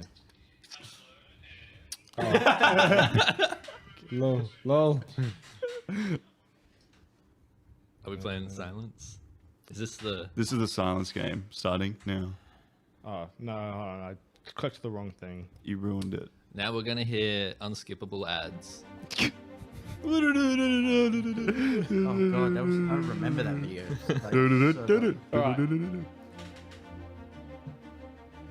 All right, so we are back, and just a quick recap, and I'll just make sure that everything's working. Recap? We're being raided. What is there to recap? So just a quick Pause. Matthias, you're at the docks now. There's probably about 15 of you. Everyone's sort of like, doing the usual, Nah, Matthias is the fucking usual meerkat looking over. stomping forward. I'm gonna tell someone off. Yeah, you see probably 10 figures on either side running up the leftover, what's left of the docks. They're running into the main sort of dock area where you guys are all standing at the moment. Is there anything you'd like to do? Ignore them. We can do that. I suppose you can. You are correct. So Zaya and I were heading towards the dock. Yep. We can see the runners. From where you are, you're probably just getting to the Fisherman's Daughter. From the Fisherman's Oh, Daughter. we were out front of the fisherman's daughter. No, Matthias was. You guys were walking down there. We were. Matthias was at the dock. No, he was at the Fisherman's Daughter when he saw the crash. He then went to the dock. You Oh, then guys, he would have seen us. You guys were a little bit up further back. You were walking down to the Fisherman's Daughter where you saw Zior, and now you'd probably be at the Fisherman's Daughter. I would you like to pick. would actually not be too far behind them, Yeah, I as you feel would have been running with the Shipwright brothers. Yep. So you would be able to see Zior and Oscar up on. I had a quick mind blank. You'd see Zior and Oscar up on the sort of the platform out the front of the Fisherman's Daughter. So I can see the runners. Yeah, so from where I was getting at that, you can, from where you are, see the dock, and you can see the runners moving up. Roll a perception check. They look horny. That is a 22. I was With going to a help 22, you. you are very well on your 18 and a perception. 19. Oscar woke up and chose sight. They don't look panicked. They all look like they're looking forward. You can see the lights probably light again. It's still overcast and a little bit of a sprinkle, but it is light enough to be able to make out details now. You can see swords in hand. You can see a lot of them wielding. You can see a lot of them are wielding sort of classic scimitar type sabers. You can see the majority of them wearing bandanas, rough clothes, bandoliers, regular sort of, Naughty boy clothing. not exactly naughty, because you do see the sort of garb on regular ships. Obviously, some of the higher class ships, more fancier ships, have like more uniform standards, but on the majority of sort of low class cargo vessels, it's pretty normal. I immediately grab Zio by the arm and I say, "Okay, this looks really bad. Go back to the tavern. Get as many people as you can. This looks bad. I'm gonna go find my parents." And Whoa. You go back to the tavern. I'm going now. I'm already running. Bro, my I'm, parents. I'm not getting more people. I'm going to these. I'm going to go for the closest runner I can see. Okay. Fuck, bro. That's a So scrap. you running up, you can see Oscar starting to move back up the hill. You can see Zior start to move towards the docks. The shipwrights next to you, they sort of see what's going on. What would you like to do? I'd like to. You can definitely see runners, but if you want to see any more, you'll have to roll a check. So obviously, the weapons, so they're in hand, as if Unsheathed in hand. unsheathed in hand. Okay. And where are they running to? Like, obviously, they're looking directly at something. Currently, it looks like they're just moving towards what you can see as a small group of locals. And is Zior near the... Zior's running up that way. Oh, sorry, Zior. fucking- Sorry. And Matthias Should be. Yeah, I know. You wouldn't be able to, unless you want to roll a percentage check, you don't know Matthias. Okay, I want to have a look around to see if there's anyone in that general direction where they're running, besides just the civilians that I can see up ahead. Any important character? Any important characters Roll a as well. perception check. Yeah. Natural Wow. 20. So, over the throng of all the mess and the clutter and that sort of stuff of the usual docks, you can see Matthias sort of standing, not exactly at the front, but sort of a few people back. You can see Zior obviously moving up. Important people. Me. Have a look. Regardless of the important people that you may mention now, I wish to quickly run to Matthias, grab him, and just kind of pull him back away from the crowd just to see what actually happens.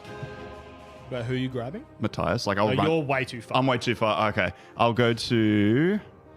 You're sort of coming from the south. The runners are coming from the east where the docks are, and Matthias and the other group of people are sort of to the west of that. Okay, I'll go straight to Zyle.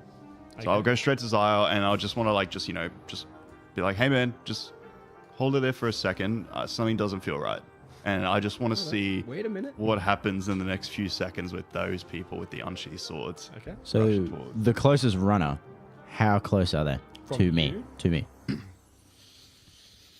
Probably another 30 meters. Because like I want to pull us back away from him.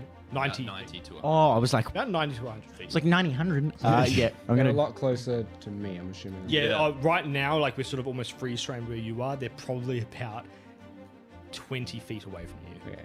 I'm gonna draw my bow on that guy. And be like, stop, What? halt. Okay. Would I Wait, want to what- intent my What? intention? Are they approaching us? They're running. They're Yeah. running. Yeah, they're running out of here. Yeah, but I'm just saying, are they near? No. Okay. They're not. And I would say that you probably would have your bow on you. Yeah, Okay. on the travel, yeah. So I'll like kind of like stop him, like be like, hey, what are you? yeah, just No, like obviously Sword. I'll try to like kind of resist him, just to like obviously don't be a threat now until we know what's going on. brother, they are running full pelt with sword in hands. Yes, but If they do not stop, I'm fucked. okay. So anyway, I start a blast. If things happen, I won't stop you. And in that instance, yeah, I'll just keep a hold of like the bow until I know something bad's gonna happen. Bro, I don't want to. I don't want to have dead. you being as a criminal, a killer, man. So I go like bow half drawn, Yeah, half drawn. Yeah, I'll aiming at accept this it. guy. I'm telling him to stop. Does white boy stop? I mean, I assume he's white and a man. Does the guy stop? Does the person? The person. Wait, who you? The closest guy running with a sword. He's not even paying attention to you. Can I yell even louder? Still not paying attention. You know what? Daunting roll. Well, no, actually, he's not within 10 feet. Let's be honest. Tried your best. I'll run at him. Fuck it. All right. I'm running at him. I And am. with bow drawn, No, I'll put it back because we're about to get hand to hand. I'll pull out your kitty claws. my claws. Yeah, I forgot. I don't have a dagger. Yep, my claws. Kitty claws. Claws Oh, out. you'd have a knife on you. Yeah, but This dude comes into town with a fucking bow and a knife. Like, hey, I'm just here to see the boys. bro, I'm fucking Norris. Did you see what was on the way to his place? There was a fucking giant castle. Facts, bro. I ain't playing no games. All right, so let's go back to you, Matthias. Oh no. My intentions Yes. are to... With my daughter? Yes. A very strong intention. Listen here, sir. Not if it's My intentions are to tell off... No, that's you. Tell off the captain. I've got You can't see the captain. tunnel vision. I can't see him, but my intentions are that Oh, okay, someone's got to right. be driving the ship. I'm going to tell them. Yep. Tunnel vision on that. That's my job. That's what I'm going to do. Yeah.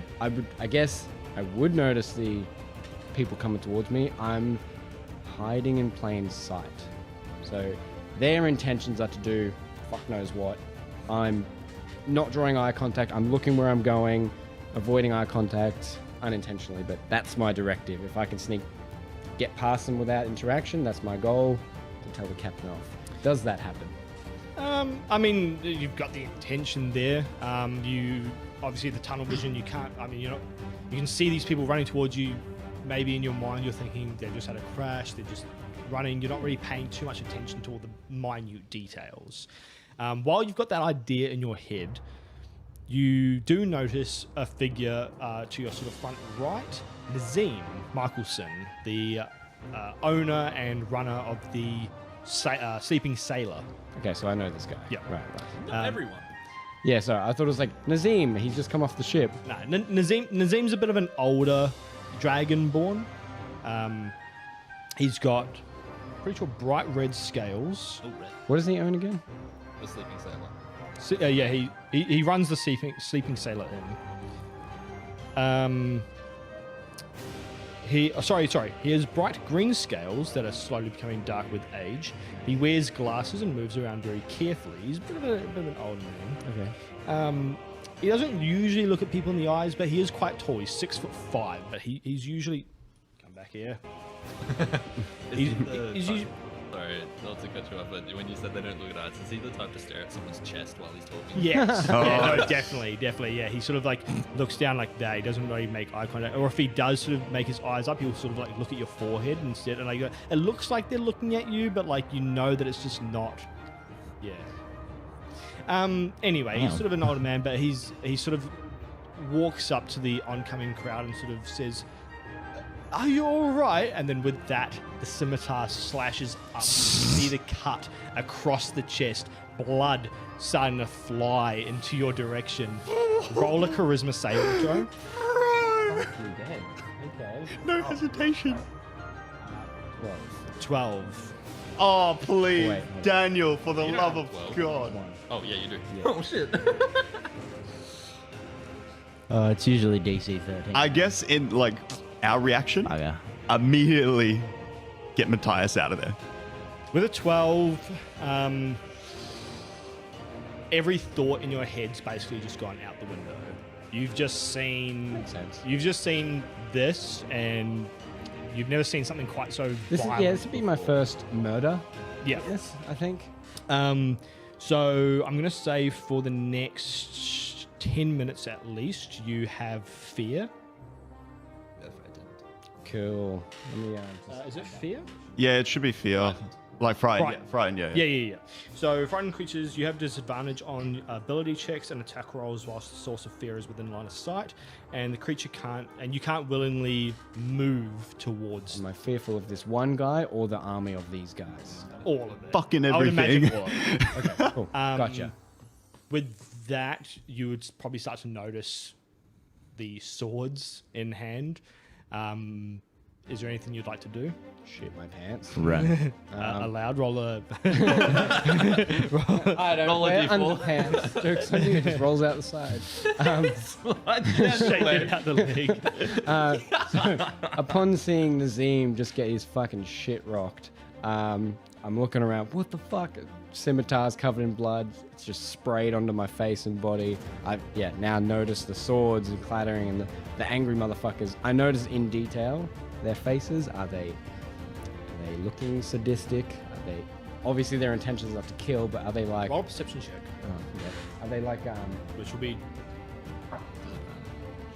disadvantage. disadvantage? Well, it's fucking 7. 7 again. 7. You can, again, after this has just happened, it's very hard for you to concentrate. Sorry, but from what you can see, at least the very immediate people that you see, the person that just swung the sword is a very dark-skinned human.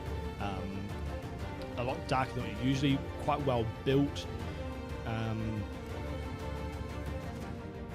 You can see behind him what looks to be a satyr. Again, very dark-skinned, but has the classic ram sort of legs. And behind them, you can see what looks to be another Leonin. Okay. Nah, no. Shot. What I'm trying to get from this is, do they look like they do this a lot? They just go to places, start pillaging. They or look do like they they're know. They look like they know conscripted? how to fight. They look like they're forced to do this. Like, I'm sorry to kill you. They have slight grins on their face. Okay. So I'm going to run away Okay. as fast as these little Where would legs you like can to take run to? me. Back up the hill. Back up the hill. Actually, I'm gonna run to my parents. Okay. Instinctively, because I'm scared as fuck, I'm going to run Okay.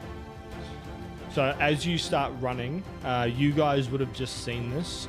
As you were moving away, you can start to hear screams. With the Shipwright brothers, you can see a couple of them unsheath what looks to be sort of 10-inch elaborately carved and made daggers. Okay. Instantly, because he's rushed forward, I instantly see Matthias, and obviously he's in shock, and even I'm shocked at the scene. My first response is to quickly grab him, get him out of that trouble, and then, if anything, either head to the tavern or head back to mine so we can all regroup, because I'm going to start running, so it's going to take a while for me to get there and try to help, so that's just how I'm going to do it. Him, on the other hand, I'm just going to let him do what he needs. If he gets in trouble, that's when I'll get involved. Bro, I'm about to fuck this guy up. So am I close to this guy running yet? And I'm sort of not running directly at him, because you said he was running like across from us. I'm going to try and like spear tackle him. I mean, you're not, the closest person, they're probably like, out of the 10 people there, it's probably like the back sort of 1 or 2 that you're closest to. I'd say you're close enough to either make a grapple or if you want to make an attack or... I'm going to do, use my Tavern Brawler grapple. So we established it wasn't wisdom. I don't know why I had wisdom there, but he needs to make a DC 13 strength. So I'm going to try and like... I'm going to try and like blindside him. And then if I can, sort of like disarm him. 13. He does. Fuck yeah, he does. So I basically want to be like running sort of on the cross and then spear tackle him and then try and instantly disarm him. And then once I got him there, hold him down. And I guess in an interaction, if he's fighting back. Oh, definitely. Probably. However. Oh. As you tackle this person on the ground, you successfully disarm them. They are not wielding a saber. They are wielding a straight longsword. Oh, fuck. Yes. The longsword is of pretty regular design. It's got a regular crossguard, nothing fancy. Looks very sturdy, looks well worn. The edges look relatively sharp, but other than that, it's fine. It's probably about... Yay high? On you or me? That's like... In your hand, it's probably more like a short sword. So I'm going to like either choke him out or just conk him on his head to knock him out. Where I was going with that. Oh, God. So if you've got him sort of in a headlock, you notice that this person that you've got, you haven't seen the face yet, but this person that you've got isn't wearing the similar clothes that the rest of the bandits are wearing. Did it just like gank one of our people? What'd you write? Wrote Plains people. Oh. Can I like quickly look at his face to see if I recognize him? I hope I didn't just gank one of the boys. It's a female. Of course you go for a female. You looking at a quick, as you sort of have them in the chokehold, they're not able to sort of talk, obviously, being in a chokehold. They've got a dark hood that's sort of up over their head. They've got sort of bluish purple clothes underneath with leather armor over top. The leather armor sort of holds pretty closely to the body, whereas the robes are sort of a little bit more free-flowing. All of the leather on them is this sort of almost grey, almost a dark grey colour, unlike the usual sort of browns and light browns that you'd usually see as leather. You can, obviously you've got the long sword there. Having a quick look at the face almost looks like a lunar elf. It's very sharp features, very grey skin. Maybe there's Luna elves with fucking spies. It's not, not grey, like that sort of like white pasty, almost sickly, Right. Sort of pale. Well, man, woman, or child, she's getting choked out, and as soon as she passes out, I'm picking up that damn sword. All right. Oh my God. So, I'd say you probably have enough experience to know sort of when to stop. So I assume you probably choke her out, and as soon as you sort of start to feel the body go limp, you then drop the body, you pick up the sword. The sword in your hands, you've never held a sword before. This is something very new to you. You have no idea how to wield it, but yes, you have a sword. I've seen plays. So would I've you, seen a YouTube so tutorial. are we, just for canon reasons, will I not have my proficiency yet with this sword because I've never used it? Okay. So you can use it, you can still do damage with it, you add your proficiencies to the Right. attack bonus. What is a 1d8? D8? Fuck. Or D10 two-handed. Or D10 two-handed? Yep. Yep. Just instinctively, I think you would know how a sword would work, and you could swing it Oh, you better swing it. Yeah. But there's a very big difference between swinging a sword and And proficiently and swinging being a sword. proficiently swinging a sword. So you're saying I won't add my damage modifier. No, you're +2. So +2 to hit, I'm not adding that. Yeah. Was that a yes? I'm not adding that? Or- You don't add your proficiency to attack, but you still add your bonus to damage. Oh, okay. You still get your +3 with strength. Fuck, dude, I'm goaded. So you +3. have a +3 to hit instead of a +5. Oh, okay. Now, All good? so it's +3 to hit, strength, and then not on the damage, or as well as that. Fuck, man, just dude, don't what am I, have- Jesus? This is insane. So have your proficiency bonus. These are my Should be proficiency. +2. I don't, okay, I don't have that, Yeah. and that's just like a standard thing with what I'm proficient. Until we get Oh, so that also higher works levels. for like speaking. 'cause Yeah, yeah. Okay, right. This is fucking confusing. All right. You got The man. So you've just seen that. You were still with him? Uh, You're just I'm going for Matthias, so like Okay. I was going straight away. So for you, Matthias. so as you're sort of running up, you would see Zyor tackling this person. Yep. You, as you're running up, you've started hearing screams from down the dock. makes me run a little faster. As you run a little faster. I'm running back to mum and dad's. You, as you start running, you also start hearing screams behind you. Some of them very close. You can start to hear the town bell being rung frantically. This time it's not in its usual sort of cadence. It's getting rung, ding, ding, ding, ding, ding, ding, ding. And then before that is quickly cut short. Oh god. It is starting to look pretty messy. You've just started sprinting away. One thing that you do notice is none of the people that are raiding have spoken a word yet. It's almost eerily quiet. Apart from the Screams and happening. gargles. Hey? Apart from the screams and gargles. Yes. Yeah, no, essentially I'm just fucking gapping it to mum and dad. I'm out of here. I mean, in my mind, they're gonna have something to protect me and us because they're blacksmiths. That's my intentions. To be honest, I don't think I'm thinking of anyone else except for myself at this point in time. Okay. It's a very Matthias thing to do. Yeah. So Endo, you see Matthias running up the hill. Would you like to continue to follow, or what are you doing? You can start seeing all this. You've seen about 3 or 4 people die right now. Yep. You can see a couple of the other bandits, however, bandits, pirates, sailors. You can see it, bandits. You can start seeing them actually tackling some other people, and what looks to be quickly binding them up. They don't look like they're killing everybody. Okay, I guess. Would I be able to catch up to Matthias in my? Or would it be Catch just? his Would it hands, just be man. literally like? You're probably just Okay. as fast as each other, and he's driven by fear right Yeah, now. have you ever He's- ran out of fear? He's got the adrenaline pumping through his Okay, veins. instantly. I know that he's got out of trouble. No, is no one following him?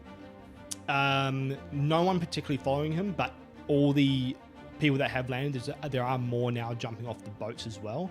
God. So far that you can see, there's probably about 20 already out, and they're just starting to move. They're starting to move underneath canopies. They're starting to move into warehouses. Everyone that they binded up, they're quickly moving back to what looks to be about 2 or 3 people that are sort of holding a few people hostage or guard. They're starting to move into buildings very quickly. It's very messy. You can't really keep track of everyone, but there are more people jumping off the boat. Okay, instantly. God damn. I'll try my best to save one of the people that are getting tied up, like in the midst of getting tied up during that whole confrontation. So I'll try to like tackle one of them, like hit one of the people that are getting tied up. Like just ram it. Like kick it, but ram it. Roll a Before we get the level 1. roll a grapple check. I just want to remind you guys, you are I know, level but 0. I just need... A sneeze in your direction. I needed that longsword. I got an 8. So as you run up to what looks to be like a, I'd say probably a broad-shouldered, from what you can see, an orc. Oh, yeah, you give me Um, the biggest guy. No? And Small orc. Small. and he's sort of like He's only 7 feet. he's tying up someone's legs. You can't really see who it is. You run up to go try and tackle him, and you sort of just like push up against the body and don't even move. Yeah, I'm like, let go of it. And then like I make impact, but then like there's no like real force. Before that, he as that happens, you're sort of behind him. He drops the body that he's currently doing, and he's turns towards you. Before that happens, does he have a weapon that he's wielding at the moment, or is it sheathed? He Because I'd like to Would roll you a sleight sheath of the hand weapon? to attempt to take the weapon off him. I don't know. I think it's probably on the ground. yeah, if I'd you try to place touch it on the someone, ground. would you shoot Would the I weapon be or able to throw it? quickly grab it and see if I can, like, Roll in that... roll a dexterity check. Oh, for fuck's sake. So- Let me grab this shit. There's a thing called plot armor, but Alex, that doesn't cover stupidity. So, give me a second. So, dexterity. It's in your abilities. Yeah. 15. To be honest, you didn't have to give me the fear. Oh, don't give me that condition for me fucking to look. fucking run. Let me please. I'm gonna get my. So as you are sort of standing there, and he's probably only about a foot taller than you. He looks quite fierce, big tusks sort of coming up, big lip ring, and yeah, quite a bit bigger than you in terms of muscle mass. As you quickly look up and you dart for a sword, he steps on the blade. Ah. And he just sort of shakes his head at you. No, no, no. In a retaliation, bitch, I'm gonna punch him in the face. Roll an attack. End it with fucking I balls of steel. Your balls, kid. Well, plus the strength, 13. 13 to hit. And this fucking orc. So. Just. Hits. Oh. Okay, just a D4? I think an unarmed strike is what? Just your Your strength? Is strength. Yeah, it's just your strength. I hit him for 1. Yeah.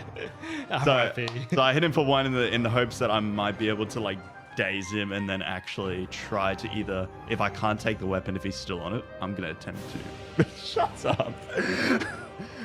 I'm gonna attempt to move away, but I feel like he would get an attack of opportunity. Yeah, so as you start to move away, he's going to just try and grab you. So roll a grapple check. It was on a 15 and went straight to 5. Yeah, that's definitely. So as you sort of run away, he grabs you around the neck before pulling you really close. In that instance, I go, Zyle, Zyle, like in the hopes that Zyle can hear me. Can I hear it? With that, No, don't say with that. If we enter combat, I swear to We're fuck in God. combat. with that. Joke's on you. We're not sort of going. It's combat, but we're not really getting into combat because it's just going to take too long. So I'm trying to add story elements Yeah, to yeah, it yeah. as well. With that, you feel your necklace heat up around your neck. Oh, fail safes. Good job. Good thinking, yeah. As you can feel, you can almost hear a flicker of a voice in the back of your head, almost like it's coming from your own consciousness, but you can't really make out what it is. And you can feel this sort of bright heat as your necklace almost feels like it's branding you. I will allow you to cast Sacred Flame, and I'll allow you to move to level 1. Yes! Suck shit. But I beat him on level 0. Welcome to the club, bro. Alrighty. Dude, Sacred Sacred Flame. Flames and I was that guy that camps there, except for that guy that can use magic. Actually, wait. Don't say wait now. No, you cast Yeah, Sacred Flame. Fire I didn't Sneeze. even know until he told me. Oh, okay. Hang on. shit, it's me. Hang the fuck on. You said my Okay. They must succeed on a dexterity saving throw. Of. Oh, bear with me for a second. 12. I don't. I'm just reading it. Whilst this is happening, whilst you're sorting that out, Yep.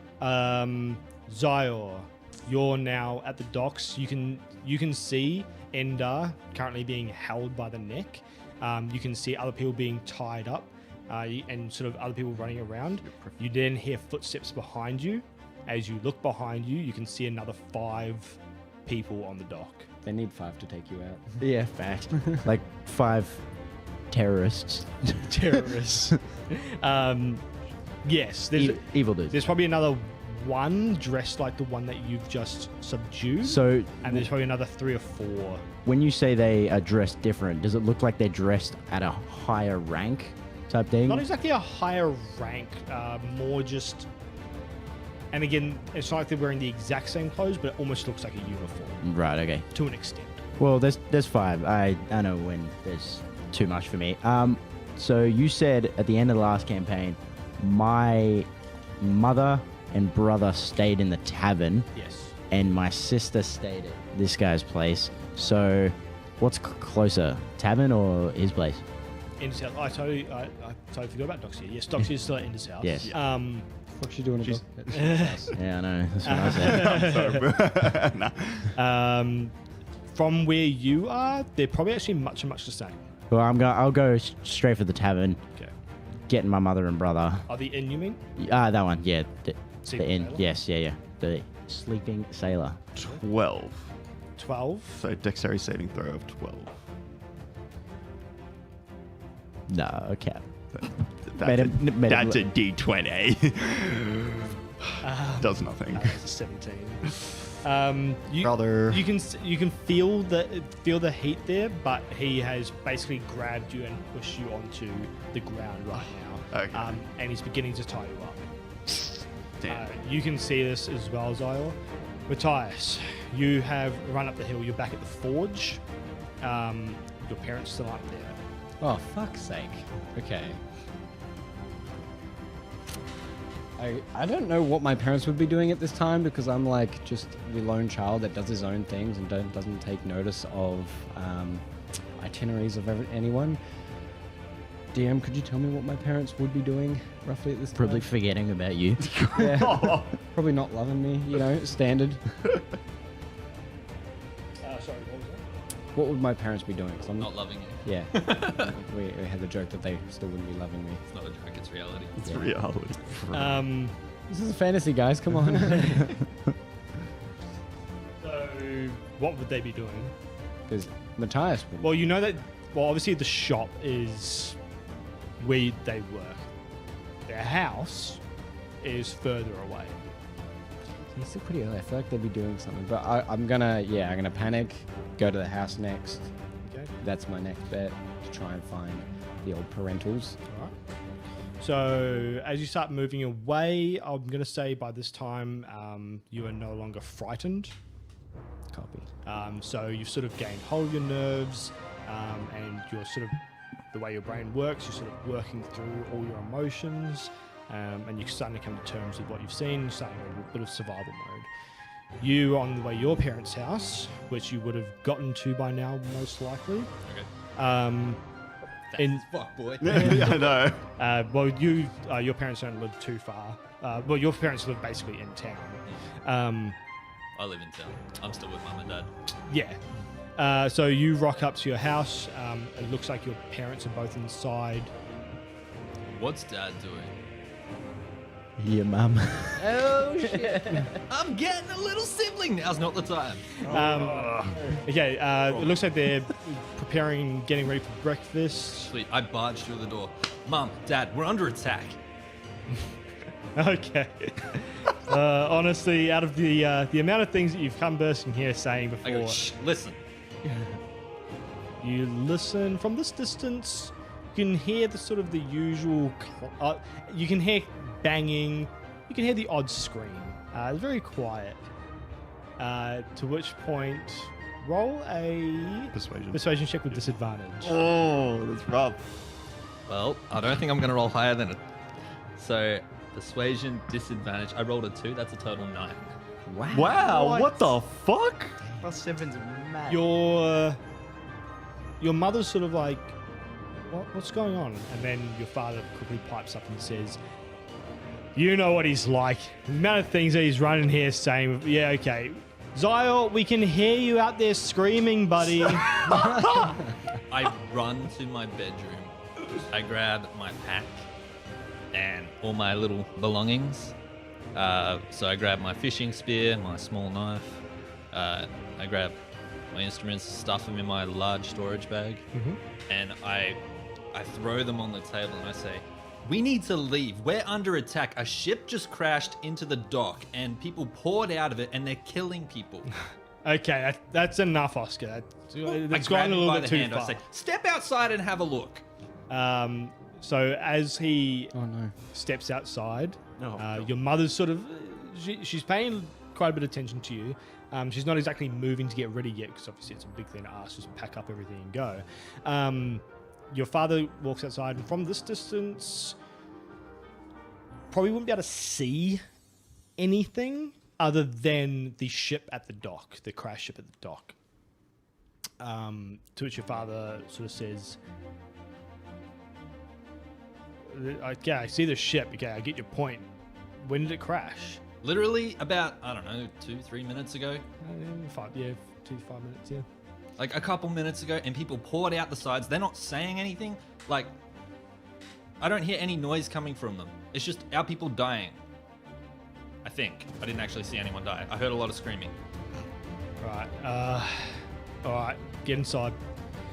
Everyone rushes inside. He sort of grabs your mum and says, pack the food, stay here. I'll be right back. He runs into his bedroom.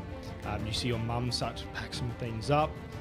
Your dad runs out. He's now carrying an axe. I thought you were going to say shotgun. Yeah, just like holding it. Get out, Marlon. Pulls out the gat. Pulls out a light rifle. I was given this by Matthias. I hope it works. It's a large mini trebuchet. Yeah, large mini trebuchet. So your dad runs out with an axe. He looks to you and he says, do you think you can fight?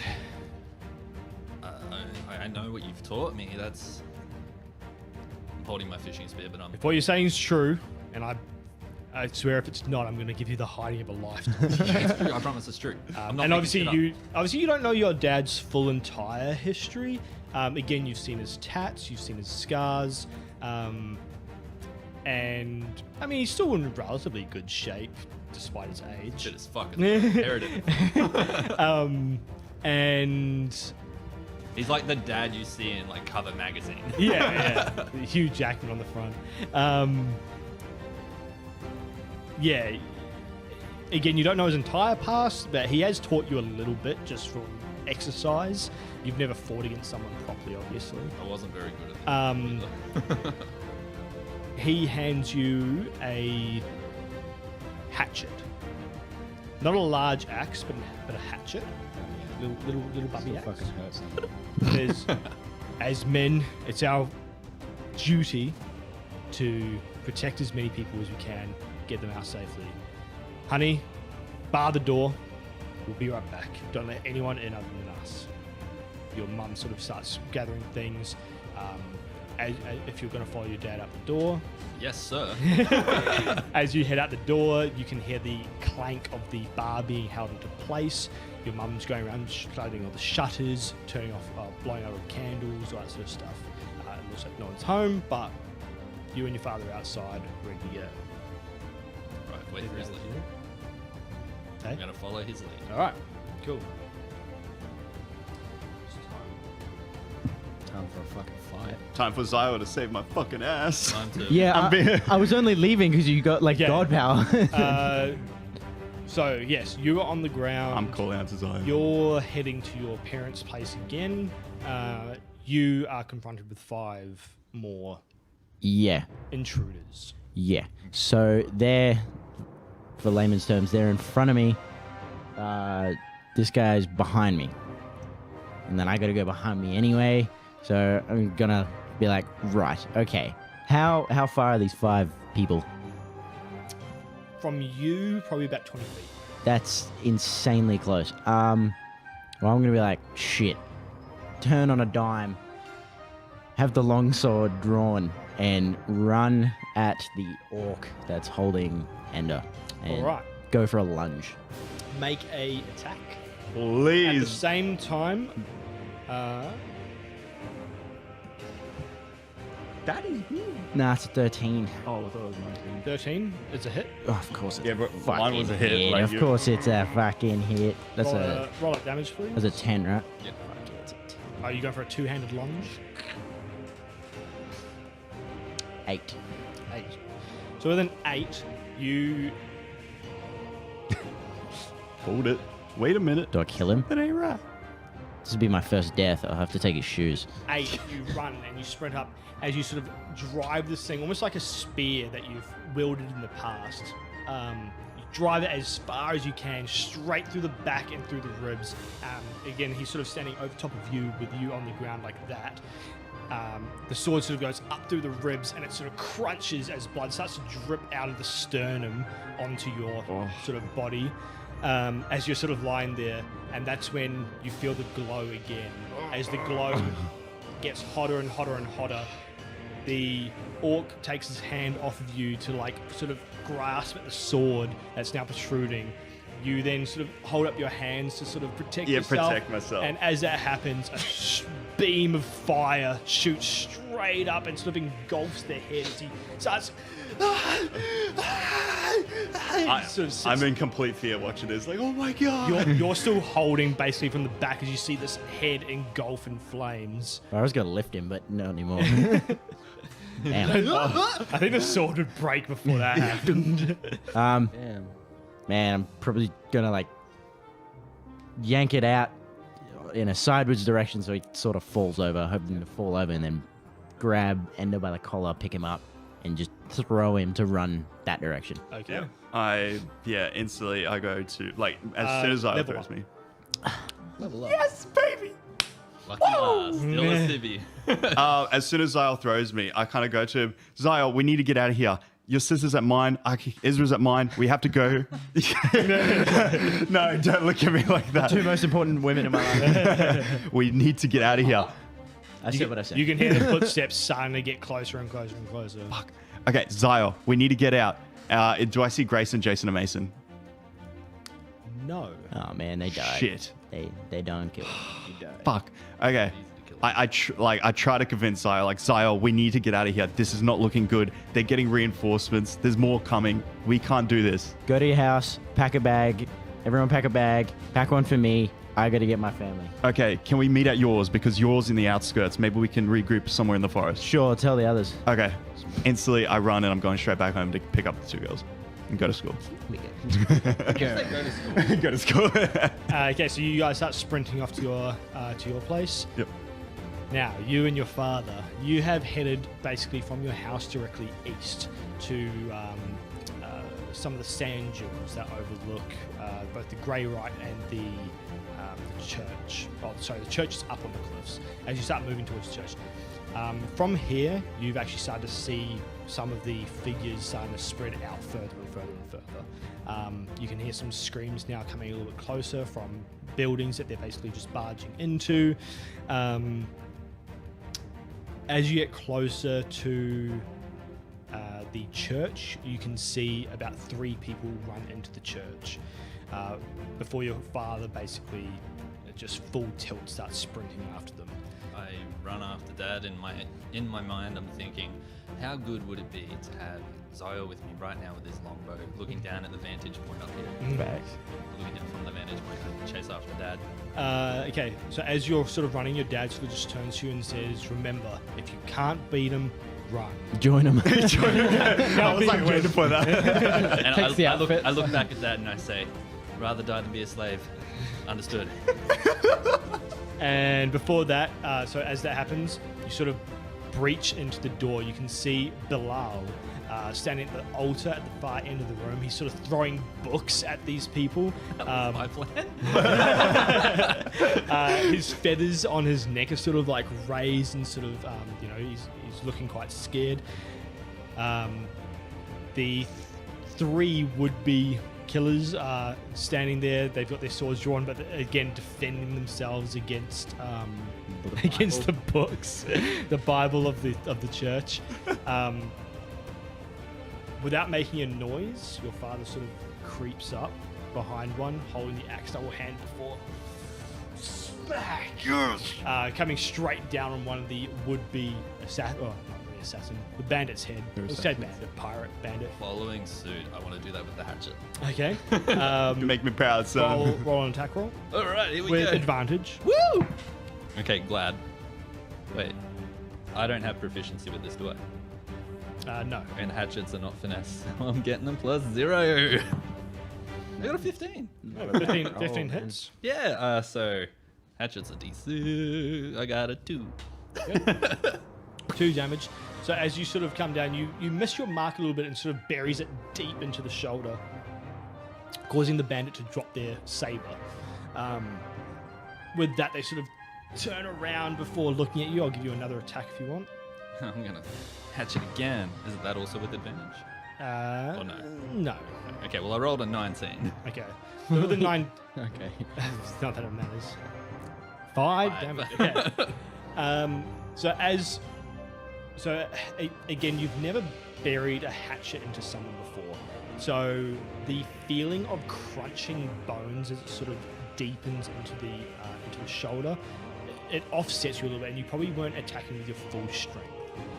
As you see this face turn towards you, that looks like it's sort of utter disgust, which probably just say, just a regular human male. Nothing interesting about this one. As it turns towards you, he sort of like opens up his teeth to try and like make a bite against you almost. With that and the sort of the fear and the adrenaline and what you've already seen, you pull back your hatchet and it's sort of just a quick flurry of "Dah!" as you start just smacking. Fucking going ham. I'm striking in the face as much as I can. And the sort of anger that was in his face quickly turned to fear as you start just hammering into this body, blood sort of scattering up as you sort of fervently. It's like bang, bang, bang, and then I push him down. Bang, bang, Yeah, bang, bang, bang. It's yeah. like hammering a nail. Yeah, no, it's brutal and there's blood everywhere. Before you look up at the final intruder. And you will go to level 1. Hey! Everyone's getting level 1. Oh, yeah. And that is probably where we're going to have to end the session. Oh, shit. No. Wait, do I even find my parents? God damn. You're heading there. We'll pick that up next episode. I swear to God. Good thing we're doing it next week, man. This freaking. Oh, yeah, that's gonna be actually pissed all so week. relieving when I think about it. Oh. Okay, so with that, thank you very much for everyone who has been watching. Thank you again, Michael Galfi, for the music, and Kylee Brielle for our theme song. We will be back again next week, same time, and hopefully we've sorted out our technical issues. If not, we can make do for now. What else? Anything from you guys before we say our goodbyes and start our 20 for 20s podcast talk show? Thanks for tuning in. Where my dad at? Where my dad? Have you seen my dad? Father, help. No, my boy. Literally me and Dad right now. Nah. No, I'm speechless. I want more. I want more. All right, so yeah, thank you very much.